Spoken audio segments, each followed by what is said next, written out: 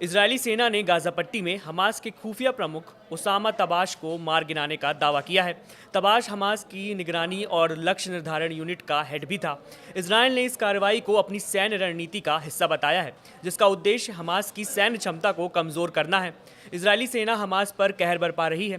पिछले कुछ दिनों में इजरायल ने हमला तेज कर दिया है। इस बीच इजरायली सेना ने यह भी दावा किया है कि उसने दक्षिणी गाजा में हमास के सैन्य खुफिया प्रमुख को ढेर कर दिया है। सेना ने अपने बयान में इसे हमास नेता का नाम ओसामा तबाश बताया है।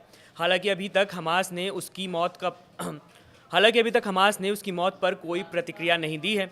इजराइल की माने तो ओसामा तबाश हमास की निगरानी और लक्ष्य निर्धारित यूनिट का प्रमुख है। इस कार्रवाई को इजराइल ने हमास के खिलाफ अपनी सैन्य रणनीति का हिस्सा बताया है। इजरायली अधिकारियों ने तबाश की मौत को हमास के खुफिया अभियानों के लिए बड़ा झटका बताया जा रहा था। हाल के महीनों में इजराइल ने हमास के कई वरिष्ठ कमांडरों को निशाना बनाया है, जिसे वह संगठन को कमजोर करने की कोशिश मानता है। इजराइल का यह भी कहना है कि उसका लक्ष्य हमास की सैन्य क्षमता को खत्म करना है।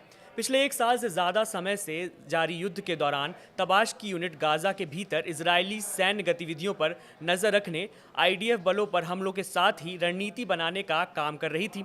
इजरायली फौज की ओर से बताया गया है कि जहजोज गाजा में हमास की सत्ता को स्थापित करने के लिए और इजरायल के खिलाफ माहौल बनाने में बड़ी भूमिका निभाई थी। आईडीएफ और शिन बेट के एक संयुक्त बयान की माने तो तबाश हमास के खान यूनिस ब्रिगेड में बटालियन कमांडर सहित कई महत्वपूर्ण पदों पर रहा है।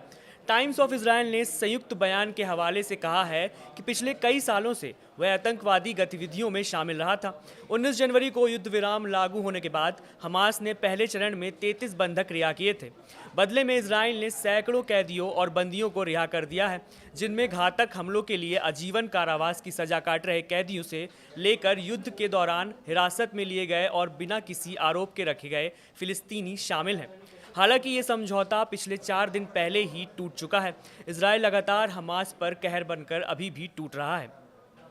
फिलहाल के लिए इतना ही। आप देखते रहिए न्यूज़ 18 बिहार झारखंड।